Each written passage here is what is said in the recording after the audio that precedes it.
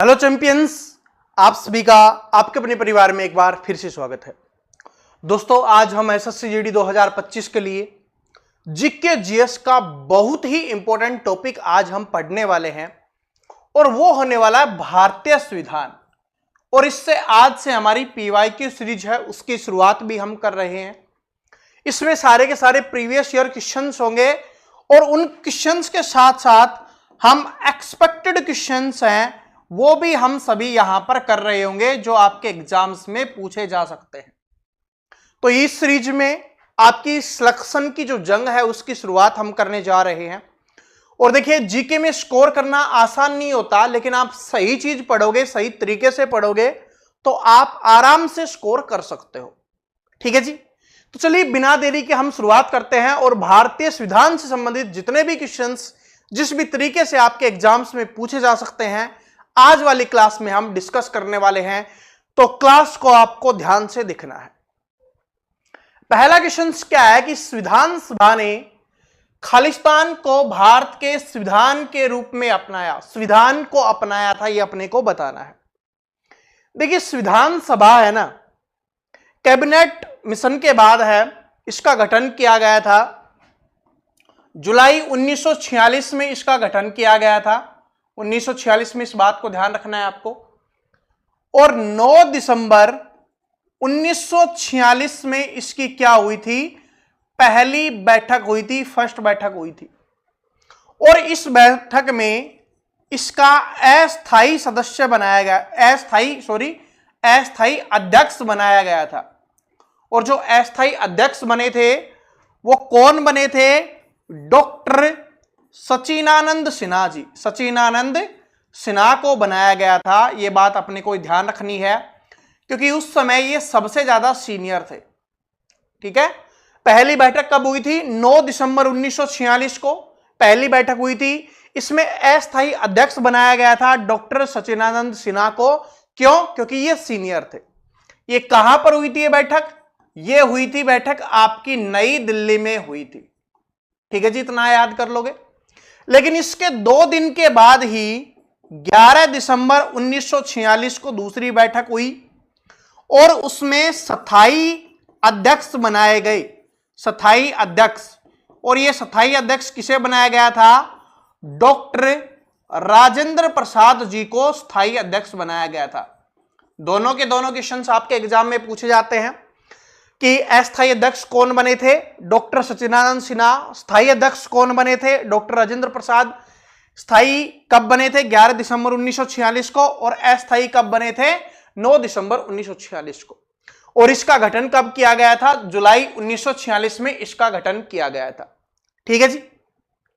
उसके बाद हमें पूछा गया कि भारत के संविधान को कब अपनाया गया था। तो जो भारत का हमारा संविधान है उसको अपनाया गया था 26 नवंबर 1949 को। 26 नवंबर 1949 को हमारा संविधान है वो बनकर तैयार हो गया था 26 नवंबर 1949 को। ठीक है, और इसको लागू कब किया गया था, 26 जनवरी 1950 को इसको लागू किया गया था। यह भी अपने को ध्यान रखना है, यह भी पूछा जाता है। इसीलिए 26 जनवरी को हम गणतंत्र दिवस के रूप में मनाते हैं। गणतंत्र देश उसको बोला जाता है जिस देश का अपना लिखित संविधान होता है, उसको गणतंत्र देश बोला जाता है।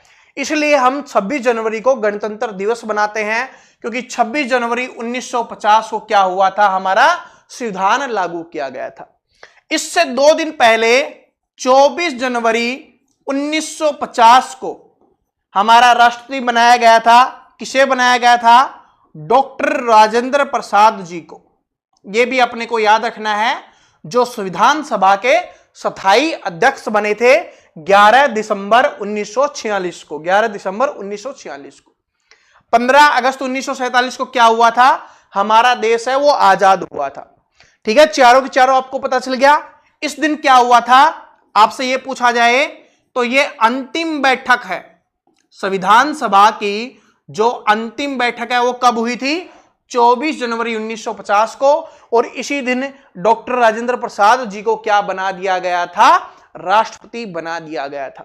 चारों के चारों आपके एग्जाम्स में ये डेट पूछी जाती है, तो सारी की सारी आपको यहां पर याद हो गई होगी। ठीक है, आगे इनसे रिलेटेड क्वेश्चंस भी आएंगे, तब आपको आंसर भी करना है। तो लगभग ये 10 क्वेश्चंस है जो आपके एग्जाम्स में यहां से पूछे जाते हैं। ठीक है जी, चलो आगे बढ़ते हैं हम, और ध्यान से देखना, बहुत सारी चीजें मैं आपको समझाने वाला हूं, ध्यान से देखते रहना। संविधान कई तरह से सरकार की शक्तियों को सीमित करता है। सरकार के शासन को सीमित करने का सबसे सामान्य तरीका कुछ को निर्देशित करना है जो हम सभी के पास नागरिक के रूप में है, जिसका उल्लंघन करने की अनुमति किसी भी सरकार को नहीं दी जा सकती। इसके कहने का मतलब, देखो लैंग्वेज इतनी बड़ी लिखी गई है और आपके एसएससी जीडी के एग्जाम में पूछा गया क्वेश्चन है। इसके कहने का मतलब क्या है कि हमारे को ऐसी शक्तियां दी गई हैं हमारे संविधान के द्वारा जिसको कोई भी सरकार नहीं हटा सकती, कोई भी सरकार हमसे नहीं छीन सकती। तो वो शक्तियां क्या है? तो वो है हमारे यहां पर मौलिक अधिकार। क्या है भाई? मौलिक अधिकार हैं, वो हमें यहां पर दिए गए हैं, जो हमारे संविधान के द्वारा दिए गए हैं, उनको सरकार है वो हमसे नहीं छीन सकती है। ये मौलिक अधिकार कहां से कहां तक है? तो 12 से 35 अनुच्छेद के अंतर्गत है ये मौलिक अधिकार है। ठीक है, मौलिक अधिकार 12 से 35 तक है। अब पूछा भी जाता है कि मौलिक अधिकार कहां से लिए गए हैं, तो देखो इसको याद करने का तरीका क्या है कि मौलिक अधिकार हमारे लिए बहुत इंपॉर्टेंट है, हमारे लिए बहुत जरूरी है। और आज के समय में सबसे ज्यादा जरूरी देश कौन है? अमेरिका। तो ये कहां से लिए गए हैं? अमेरिका से लिए गए। इस तरीके से आपको याद करना है कि आज के समय में सबसे ज्यादा जरूरी क्या है? जैसे मौलिक अधिकार है, वैसे ही अमेरिका है वो सबसे जरूरी है। तो ये अमेरिका से लिए गए हैं। ठीक है, बात समझ में आ गया? तो ये हमारे मौलिक अधिकार यहां पर हो जाएंगे जो हमें याद करने हैं, 12 से 35 तक है। इस मौलिक अधिकारों की संख्या कितनी है? पहले मौलिक अधिकारों की संख्या ज्यादा थी, फिर 44वें, फिर क्या हुआ? 44वें संविधान संशोधन, जो संविधान संशोधन हुआ, संशोधन सन 1978 में जो हुआ था, उसके तहत एक मौलिक अधिकार को हटा दिया गया। और वो कौन सा था? वो था संपत्ति का अधिकार। इसको हटा दिया गया था। तो डायरेक्ट क्वेश्चंस भी बनता है कि संपत्ति के अधिकार को कब हटाया गया था? तो 44वें संविधान संशोधन 1978, सॉरी 76 नहीं है, 1978 में इसको हटाया गया था। और इसको कानूनी अधिकार या संवैधानिक अधिकार बना दिया गया था। यह बात भी हमको ध्यान रखनी है। जो हमारे मौलिक अधिकार हैं ये कौन से भाग में आते हैं? भाग 3 के अंतर्गत आते हैं, 12 से 35 अनुच्छेद के अंतर्गत आते हैं। ठीक है, तो ये आपको सभी को समझ में आ गया है? ओके जी, चलो बाकी और तो आपके लिए इतना जरूरी नहीं है, बाकी चीजों के बारे में हम आगे पढ़ेंगे। वैसे देखो 12 से 35 तक ये हो गया। उसके बाद राज्य के नीति निर्देशक तत्व क्या हो जाएंगे? 36 से 51 अनुच्छेद तक क्या है? राज्य के नीति निर्देशक तत्व है। ठीक है, और उसके बाद आपके मौलिक कर्तव्य आते हैं। इनको किस में लिखा गया है? 51A में हमारे मौलिक कर्तव्य है। तो ये सारे के सारे याद कर लो कि 12 से 35 तक मौलिक अधिकार हो जाएंगे। 35 के बाद क्या आता है? 36। तो 36 से 51 तक क्या हो जाएंगे? राज्य के नीति निर्देशक सिद्धांत या राज्य के नीति निर्देशक तत्व। और उसके बाद 51A में हमारे मौलिक कर्तव्य आते हैं। ठीक है जी, चलो याद हो गए सारे के सारे क्वेश्चंस। और मैं आपको एक बात बोल रहा हूं, मैंने सभी को कल नोट्स दे दिए थे कि उन सभी नोट्स को याद कर लो, ताकि कल हम सिर्फ रिवीजन करेंगे। तो ये आपका रिवीजन चल रहा है। ठीक है, और कुछ एक्स्ट्रा फैक्ट है जो मैं आपको बता रहा हूं, जो आपके एग्जाम्स में आते हैं। सब कुछ आपने वैसे तो पढ़ लिया है, लेकिन बस आपका रिवीजन हो रहा है, आपको अपडेट किया जा रहा है। अगला क्वेश्चन देखिए क्या है आपका, कि भारतीय संविधान के निम्नलिखित में से कौन से भाग का संबंध राज्य के नीति निर्देशक तत्व से है? तो अभी हमने बात किया था कि मौलिक अधिकार भाग 3 में है, तो राज्य के नीति निर्देशक तत्व उसके बाद में है, तो भाग 4 में हो जाएंगे। ठीक है, भाग 4 में हो जाएगा आपके राज्य के नीति निर्देशक तत्व, जो आपके अनुच्छेद 36 से 51 के आते हैं। भाग 4 में ये आपके आ रहे होते हैं। ठीक है जी, समझ में आ गया। चलो आगे आगे बढ़ते हैं कि भारतीय संविधान के निम्नलिखित में से किस अनुच्छेद में यह उल्लेखित किया गया है कि किसी अपराध के लिए अभियुक्त किसी भी व्यक्ति को स्वयं अपने विरुद्ध साक्षी होने को बाध्य नहीं किया जा सकता। इसके कहने का मतलब है कि यह पूछा गया है कि वो कौन सा अनुच्छेद है जिसमें यह बताया गया है कि कोई भी व्यक्ति अपने खुद के खिलाफ गवाही देने के लिए बाध्य नहीं है। मतलब अगर किसी व्यक्ति ने कुछ भी किया है तो वो ये नहीं कहे, वो उसकी इच्छा है कि मैंने किया है या नहीं किया है, वो उसके ऊपर है, उसको फोर्स नहीं किया जा सकता। तो वो कौन से अनुच्छेद में है? ये है अनुच्छेद 20 में। बहुत इंपॉर्टेंट क्वेश्चन है, याद कर लेना। अनुच्छेद 20 में है, इसमें 3 अधिकार दिए गए हैं। पहला अधिकार क्या है कि एक गलती के लिए या एक चीज के लिए एक बार ही सजा मिलेगी, एक ही सजा मिलेगी। ठीक है, एक ही दंड दिया जाएगा एक अपराध के लिए। ठीक है, मैं यहां पर लिख देता हूं। पहली चीज क्या है? अगर एक अपराध है उसके लिए एक ही सजा मिलेगी। पहला तो ये हो गया। अगर हम दूसरा बात करें तो दूसरा ये है कि उस समय जो कानून है, उस समय जो कानून बनाया गया है, उस कानून के तहत ही सजा दी जाएगी। ठीक है, अभी जो फिलहाल में जो कानून है ना, उसी के तहत सजा दी जाएगी। नया कानून अगर बनता है, उससे पहले किसी ने कोई अपराध किया है तो उसको पुराने कानून के तहत ही सजा मिलेगी, नए कानून के तहत सजा नहीं मिलेगी। तीसरा क्या है? और तीसरा वो ये वाला ही है कि खुद के विरुद्ध है, खुद के विरुद्ध उसको कोई भी कुछ भी कहने के लिए, साक्ष्य देने के लिए बाध्य नहीं किया जा सकता। खुद के विरुद्ध साक्ष्य देने के लिए बाध्य नहीं किया जा सकता। ये तीनों के तीनों आपको याद रख लेने हैं। ये किसमें है? अनुच्छेद 20 में आपके हो जाएंगे। ठीक है, अनुच्छेद 20 में हो जाएंगे। चलो याद कर लेना, बहुत इंपॉर्टेंट है। सारे के सारे मैंने आपको बता दिया है। कुछ भी आपसे पूछा जा सकता है कि एक अपराध के लिए एक बार सजा मिलेगी, उस समय जो कानून है उसी के तहत सजा मिलेगी, और खुद के विरुद्ध कोई भी साक्ष्य देने की आवश्यकता किसी को नहीं है, उसको बाध्य नहीं किया जा सकता। अगला क्वेश्चन है कि भारतीय संविधान के अनुसार निम्नलिखित में से किन परिस्थितियों में कुछ मौलिक अधिकार निलंबित किए जा सकते हैं? कुछ मौलिक अधिकार निलंबित किया जा सकता है। जैसे मैंने अभी आपको बताया कि हमारे जो मौलिक अधिकार है वो हमें संविधान के द्वारा दिए गए हैं और उनको सरकार नहीं छीन सकती, लेकिन उनमें से कुछ ऐसे अधिकार हैं जिनको सरकार है कुछ समय के लिए रोक सकती है, और वो कब होता है वो अपने को बताना है।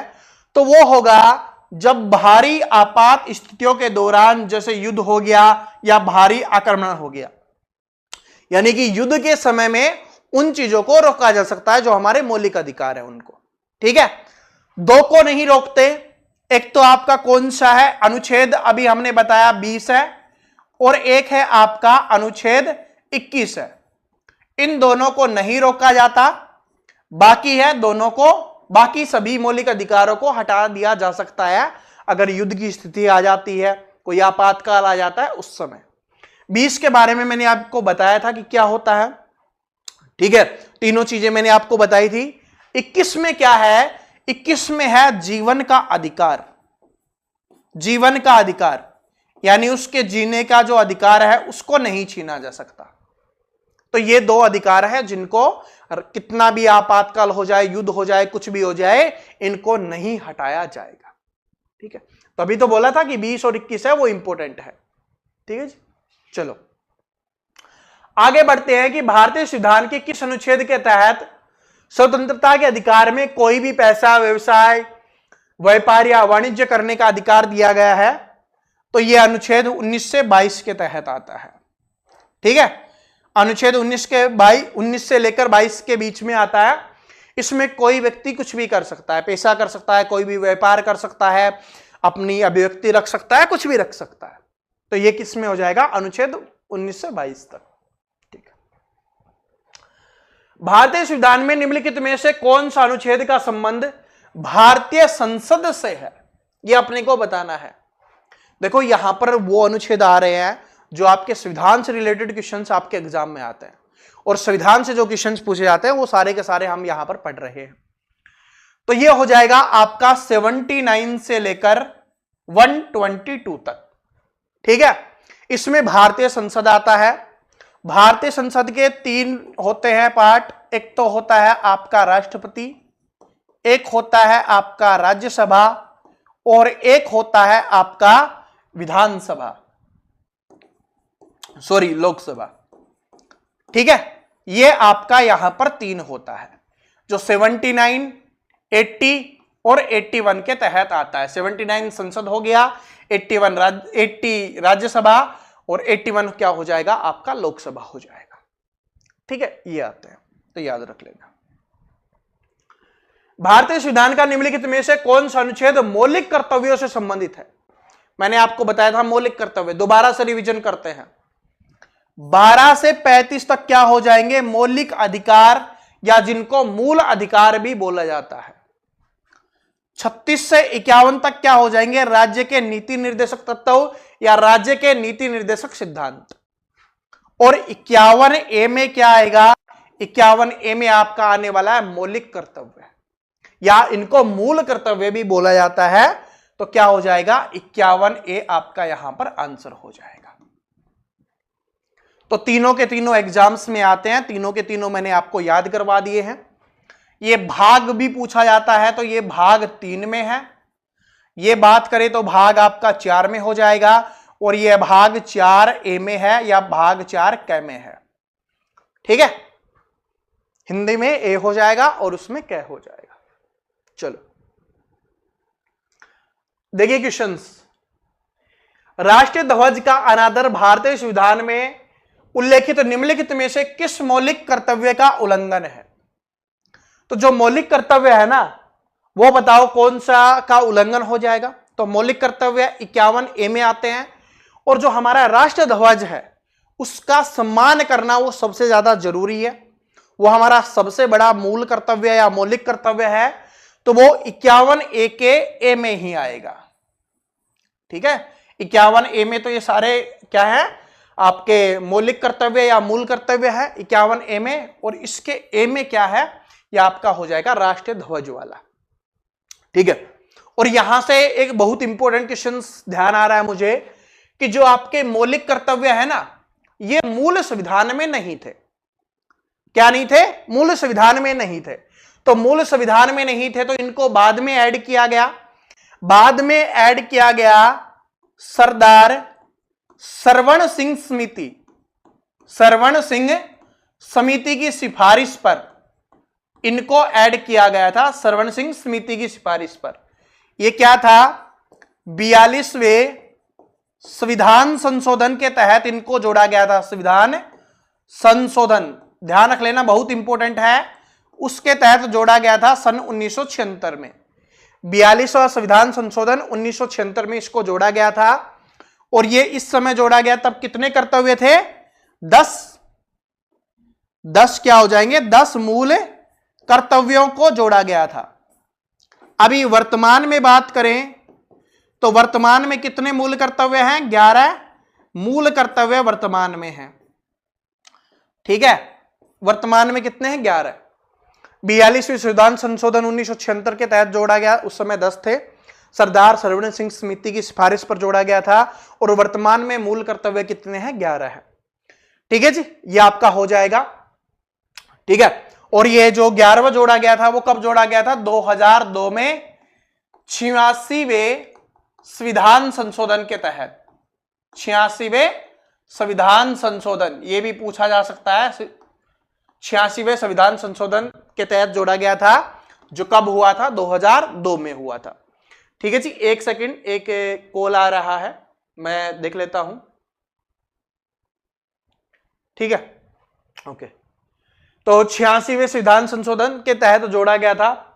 ठीक है, हो गया। और अगर बात करें मौलिक कर्तव्य कहां से लिए गए हैं, उससे पहले देखो एक चीज, आपके मौलिक अधिकार। मौलिक अधिकार सबसे पहले याद करो, मौलिक अधिकार हमारे लिए सबसे ज्यादा जरूरी है।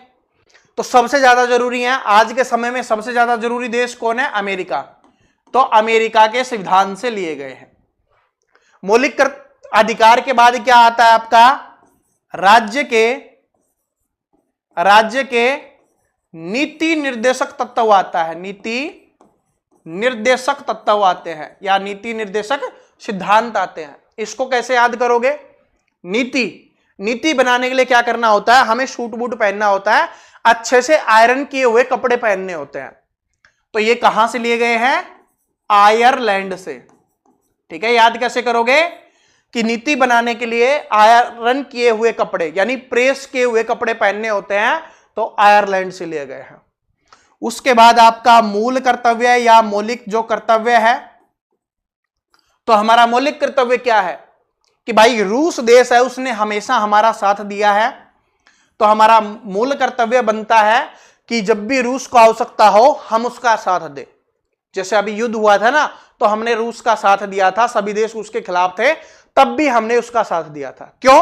क्योंकि वो हमारा मूल कर्तव्य है, जिसने हमारा साथ हमारे बुरे समय में दिया, उसका साथ देना। तो याद हो गए होंगे तीनों के तीनों, कोई डाउट कोई संदेह आपको नहीं होना चाहिए। ठीक है, यह क्वेश्चन और पूछा जाता है कि जो 86वां संविधान संशोधन 2002 में क्या जोड़ा गया था? तो इसमें था कि 6 से 14 वर्ष के बच्चों को शिक्षा देने का अधिकार उसके अभिभावकों का है। ठीक है, ये जो कर्तव्य है, अधिकार नहीं सॉरी कर्तव्य है। ठीक है, तो ये याद हो गया होगा आप सभी को, मुझे पता है। चलो अब एग्जाम में कर देना, आपको कोई दिक्कत नहीं आनी चाहिए। आगे क्या है आपका यहां पर कि भारतीय संविधान में सर्वोच्च न्यायालय के बारे में हम बाद में पढ़ेंगे। अगला टॉपिक जो होगा पहले राष्ट्रपति, उपराष्ट्रपति और फिर न्यायालय के ऊपर पढ़ेंगे। अभी संविधान से रिलेटेड क्वेश्चन हम कर रहे हैं। तो ये देखो, निम्नलिखित में से किसे भारतीय संविधान सभा के अध्यक्ष के रूप में चुना गया था? तो जो संविधान सभा का अध्यक्ष के रूप में किसे चुना गया था? डॉक्टर राजेंद्र प्रसाद को। कब चुना गया था? एक तो 11 दिसंबर 1946 को है, उसमें स्थायी अध्यक्ष बनाया गया था। ठीक है, स्थायी अध्यक्ष बनाया गया था 11 दिसंबर 1946 को। और 24 जनवरी 1950 को क्या बनाया गया था? इनको राष्ट्रपति बनाया गया था। ठीक है, ये सारे के सारे याद कर लेना। लागू कब हुआ था? 26 जनवरी 1950 को हमारा संविधान है उसको लागू किया गया था। ठीक है, चलो आगे देखिए, निम्नलिखित में से भारतीय संविधान में उल्लेखित कर्तव्यों के संबंध में कौन सा कथन सही नहीं है? गलत अपने को बताना है कि कौन सा गलत है। तो देखो, सब कुछ मैंने याद करवा दिया है, अब आप गलत कर ही नहीं सकते। अगर आपने जो अभी तक पढ़ा है ना उसको अच्छे से याद किया होगा, समझने की कोशिश की होगी, तो गलत कर ही नहीं सकते। देखो क्या है कि भारतीय संविधान में मौलिक कर्तव्यों का उल्लेख अनुच्छेद 51A में वर्णित है। बिल्कुल सही बात है, हमने किया था कि 51A में मौलिक कर्तव्य है। संविधान 86वां संविधान संशोधन 2002 में मौलिक कर्तव्यों से संबंधित है। बिल्कुल, अभी तो किया था। देखो ये था, कहा था इसी में है क्या? इससे अगले वाले में है। देखो हमने किया था 86वां संविधान संशोधन 2002। तो ये किससे है, किससे संबंधित हो गया अपना? 86वां संविधान संशोधन 2002 है, वो मौलिक कर्तव्यों से संबंधित है, क्योंकि इसमें 11वां मौलिक कर्तव्य जोड़ा गया था जो 6 से 14 वर्ष के बच्चों को शिक्षा देने के लिए है। तो ये भी क्या हो जाएगा? बिल्कुल सही हो जाएगा। उसके बाद देखो, भारतीय संविधान में मौलिक कर्तव्यों का उल्लेख भाग 5A में है। नहीं, मौलिक कर्तव्य कौन से हैं? भाग 4A में है। तो ये गलत है। किस में है? 4A में, मैंने आपको बताया था। संविधान 42वां संविधान संशोधन 1976 में मौलिक कर्तव्यों से संबंधित है। तो अभी हमने किया था कि 42वें संविधान संशोधन 1976 के तहत मौलिक कर्तव्यों को जोड़ा गया था सरदार सरवण सिंह समिति के सिफारिश पर। उस समय 10 इसमें मौलिक कर्तव्य थे। तो ये तीनों सही है, ये गलत है। देखो हमने जो सब कुछ पढ़ा है ना, उसी से आंसर निकल गया। तो एग्जामिनर चाहे कितना भी स्मार्ट बन जाए, 2024 में पूछा गया क्वेश्चन है, लग रहा होगा बहुत बड़ा क्वेश्चन है। जिसने पहले वाली क्लास नहीं देखी और इस क्वेश्चन को डायरेक्ट एग्जाम में देखेगा तो कंफ्यूज हो जाएगा कि इतना बड़ा क्वेश्चन मैं कैसे करूं।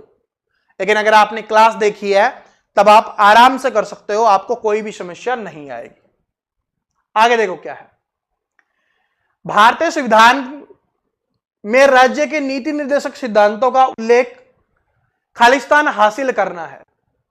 तो जो राज्य के नीति निर्देशक तत्व बनाए गए हैं या राज्य के नीति निर्देशक सिद्धांत बनाए गए हैं, उनका मूल उद्देश्य क्या था?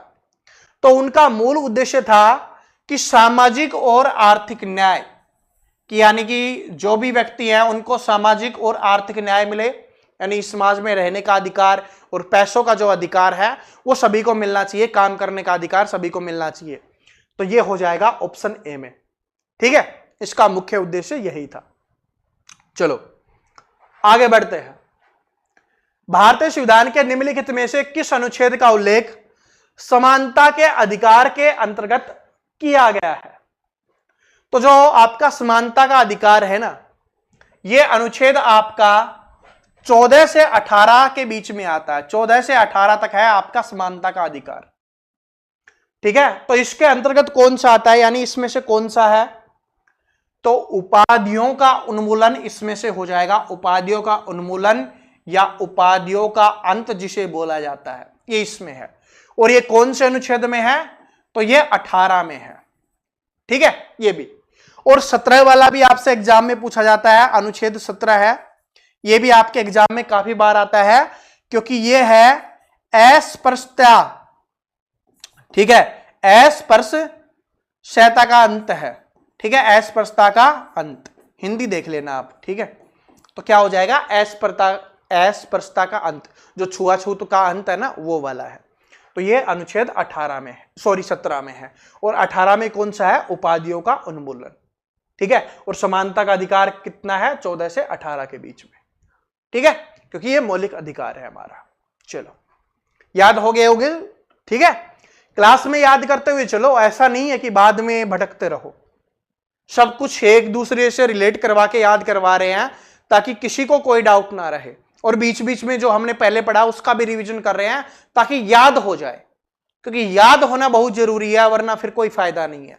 देखो, और बाकी जिसने अभी तक नोट्स नहीं पढ़े, इस क्लास के बाद नोट्स जरूर पढ़ लेना। अपने टेलीग्राम पर आपको मिलते रहते हैं, कभी क्लास से पहले भी मैं डाल देता हूं ताकि आप पढ़ लो और क्लास में आप आंसर कर पाओ, आपका मोटिवेशन बढ़े। कभी क्लास के बाद डाल देते हैं ताकि आप उसका रिवीजन कर लो, वो क्लास के ऊपर अपना डिपेंड करता है। भारतीय संविधान के अंतर्गत संपत्ति का अधिकार क्या है? तो हमने आपको बताया था कि जो 44वां संविधान संशोधन हुआ था 1978 में, उसके तहत संपत्ति के अधिकार को मौलिक अधिकार से हटा दिया गया था और उसको कानूनी अधिकार या संवैधानिक अधिकार बना दिया गया था। कभी कभी संवैधानिक अधिकार लिख देता है, कभी कभी कानूनी अधिकार लिख देता है। दोनों का मतलब एक ही होता है कि जो हमारा कानून हमें अधिकार देता है या हमारा जो संविधान है हमें अधिकार देता है, वो है कर। ठीक है, मौलिक अधिकार नहीं है। इसको हटाने के पीछे का कारण क्या था कि जैसे सरकार को कोई भी काम करना होता है, मौलिक अधिकार है, उसको छीन तो सकता नहीं। ठीक है, तो जैसे अभी सड़कें बनती है, कोई व्यक्ति बोल दे मैं अपनी जमीन नहीं दूंगा, अपनी संपत्ति नहीं दूंगा, तो फिर सरकार कुछ कर नहीं सकती। तो इसलिए इसको मौलिक अधिकारों से हटाया गया और कानूनी अधिकार बनाया गया। ठीक है, कि सरकार आपसे वो जमीन ले सकती है, बदले में आपको पैसे या जो भी उसका रेट है वो आपको दिया जाएगा, जैसे अभी हो रहा है। ठीक है जी, चलो। भारतीय संविधान के अनुसार जीवन और व्यक्तिगत स्वतंत्रता का अधिकार है, तो बताओ ये कौन सा अधिकार हो जाएगा? तो जीवन और व्यक्तिगत स्वतंत्रता का अधिकार क्या हो जाएगा? ये एक व्यक्ति का मौलिक अधिकार है। जीने का अधिकार मैंने आपको बताया था अनुच्छेद 21 में। ठीक है, जीवन और व्यक्तिगत स्वतंत्रता का अधिकार है, तो ये क्या हो जाएगा? एक मौलिक अधिकार हो जाएगा। चलो, ठीक है, याद करो, जो चीजें समझाई है ना बस उसी का यूज करते जाओ, आंसर अपने आप निकल जाएगा। भारतीय संविधान के अनुच्छेद 126 में खालिस्तान का उल्लेख किया गया है, तो बताओ ये किसका उल्लेख किया गया है? न्यायाधीश वाला है, इसको बाद में करेंगे न्यायाधीश वाले में, तो अभी इसको छोड़ देते हैं क्योंकि फिर याद नहीं होगा, कंफ्यूज हो जाओगे। ठीक है, जब हम कोर्ट के बारे में, सुप्रीम कोर्ट, न्यायाधीश, मुख्य न्यायाधीश, उन सभी के बारे में पढ़ेंगे तब इसको करेंगे। यह आपको बताना है, स्टार्टिंग में मैंने आपको बताया था कि भारत की संविधान सभा का चुनाव हुआ था। तो जो भारतीय संविधान सभा है उसका चुनाव कब हुआ था? तो यह हुआ था आपका जुलाई 1946 में। मैंने आपको याद करवाया था जुलाई 1946 में, ठीक है, जुलाई 1946 में हुआ था। फिर जब अध्यक्ष अस्थायी बना था 9 दिसंबर 1946 को, और जो स्थायी बना था वो बना था 2 दिन के बाद 11 दिसंबर 1946 को। पहले कौन बना था अस्थायी? डॉक्टर सचिदानंद सिन्हा। और स्थायी कौन बना था? डॉक्टर राजेंद्र प्रसाद, जो बाद में हमारे देश के राष्ट्रपति भी बने थे। ठीक है, भारत के पहले राष्ट्रपति वही बने थे। एक सरकार संवैधानिक कानून और नागरिक अधिकारों द्वारा स्थापित सीमाओं के भीतर शासन करती है, उसको क्या बोला जाता है? तो जो सरकार जो संविधान के अनुसार नागरिकों के लिए जो काम करती है उसको लोकतांत्रिक सरकार बोला जाता है। लोकतांत्रिक सरकार, ठीक है, यानी लोगों की सरकार जो लोगों के लिए काम करती है, लोगों के द्वारा बनाई जाती है, उसको लोकतांत्रिक सरकार बोला जाता है। ठीक है, लोगों के द्वारा, लोगों के लिए बनाई जाने वाली सरकार को लोकतांत्रिक सरकार बोला जाता है। चलो, भारतीय संविधान के अनुसार भारत सरकार के कितने अंग हैं? तो बताओ भारत सरकार के कितने अंग हो जाएंगे? तो भारत सरकार के 3 अंग है। 3 अंग है। एक विधायिका हो गया, एक कार्यपालिका हो गया, एक न्यायपालिका। याद कर लो कौन कौन से 3 अंग है। 3 अंग है सॉरी। विधायिका हो गया आपका, उसके बाद कार्यपालिका हो गया, और उसके बाद आपका हो जाएगा न्यायपालिका हो जाएगा। ये 3 है भाई, 3 अंग हैं हमारी भारत सरकार के। चलो आगे है कि भारतीय संविधान के अनुच्छेद 14 से 18 में निम्नलिखित में से किस अधिकार से संबंधित है? तो अभी मैंने आपको बताया था कि 14 से 18 किससे संबंधित है? समानता का अधिकार। याद करवाया था ना, 14 से 18 किससे है? समानता का अधिकार। पहले देखो उस क्वेश्चन में ऊपर समानता का अधिकार लिखा गया था, तभी मैंने बता दिया था कि ये 14 से 18 के बीच में आता है। अब क्वेश्चन एसएससी जीडी में ही पूछा गया है, इसको उल्टा कर दिया गया है, तो याद अपने को होना चाहिए। और इसमें मैंने बताया था कि 18 कौन सा है? वो उन्मूलन वाला है, उपाधियों का उन्मूलन या उपाधियों का अंत। और 17 वाला कौन सा है? अस्पृश्यता का अंत या छुआछूत का अंत। ये वाला है, ये दोनों है, वो ज्यादा इंपॉर्टेंट है। ठीक है, चलो आगे बढ़ते हैं। अगला क्वेश्चन देखिए क्या है।